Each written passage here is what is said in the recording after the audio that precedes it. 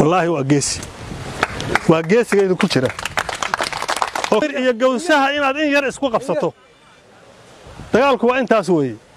guusha dagaalka aad maqlaysaanu waa in yar oo aad adkaysato waxa soo hara baahi rasaaseed ma qabtaan aniga ay weydiiya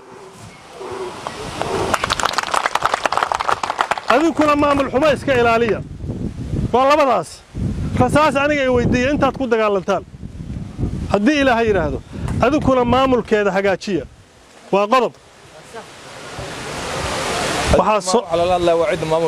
waxaa soo hara cunno iyo raashin wallahi baan u baahnayn maanta ilaa aan guul gaaro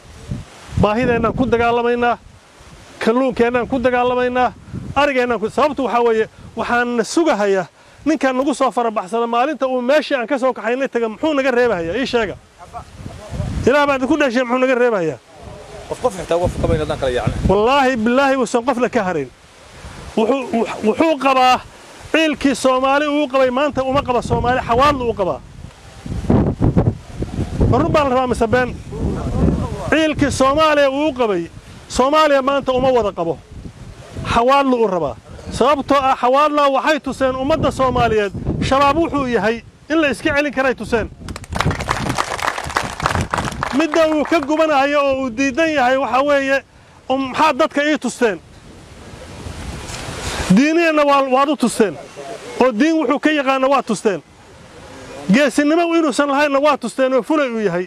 sababtoo intaas oo kiiloomitir baad soo cayrinaysan marka waxaan idinka codsanayaa laga bilaabo saacadan ninba ninka kale inuu ku dhaganaado oo walaalkiisa inaan duruufaha saraakiisha iyo taliyaha gobolku sheegay aan u adkaysano waa gaajoonaynaa waa dhaawacmaynaa hal nin oo dhaawac oo adinka ah oo hoostiina ku rafa diyaarad ma ugu soo dirinta maxaa la keenay ma ka qaaday helicopterkii isbitaal bay maanta jiifaan dhammaantood isbitaal digfar bay wada jiifaan oo lagu daaweynayaa mid aad lacag ka bixinaysaan miyaa jira diyaaradda halkaa inta ka soo baxday maxaas timid ma awoodaan adinku keligiin war inta la idin garab taagan yahay oo la idin heelayahay ma ka faa'iideysanaysaan inta dawladdu idin garab taagan tahay oo idin heelan tahay oo dhaawiciina loo heelan yahay oo rasaasta la idinku garab wado ma ka faa'iideysanaysaan waa maatantiin ujeedkaygu waxa weeye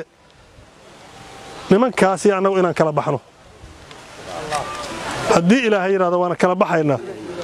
waxaan rabaa hal qodob inaad xasuusiyo Soomaalidu ninka geesiga ah oo ka dhalatay waa cunta ayada cunta wallahi waa geesiga idin ku jira oo kan waa geesi waa idin ka dhashay kan waa geesi waa idin ka dhashay dhammaantood waa wada geesiyaal intaan meesha wada safan raggaan waa wada geesiyaal ha cuneen raggiina